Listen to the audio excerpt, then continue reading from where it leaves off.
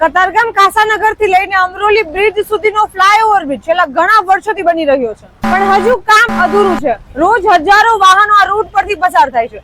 સવાર સાંજે ભયંકર ટ્રાફિક સર્જાય છે, તેમ છતાં હાલત આવી જ છે. વરસાદ પડતા રોડ ધોવાઈ જાય છે, જેના કારણે એક્સિડન્ટની સંભાવના વધે છે. પણ સૌથી મોટો સવાલ એ છે કે કરોડોના બજેટ ફાળવ્યા છતાં કામ કેમ અધૂરું છે? લોકોને હેરાનગતિમાંથી કોણ બચાવશે? સુરત કતારગામ ઝોનમાં અત્યારે ગજેરા સર્કલ પાસે રત્નમાલા ફ્લાવર બ્રિજ બની રહેલો છે, જે 2+2 લેન છે અને વધારામાં તેમાં લગભગ 40 પિલર્સ છે.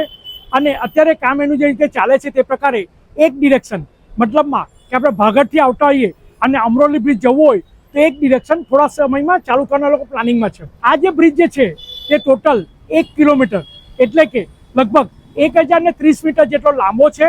શું તમે પણ અહીંયાથી નીકળો છો અને હેરાનગતિનો સામનો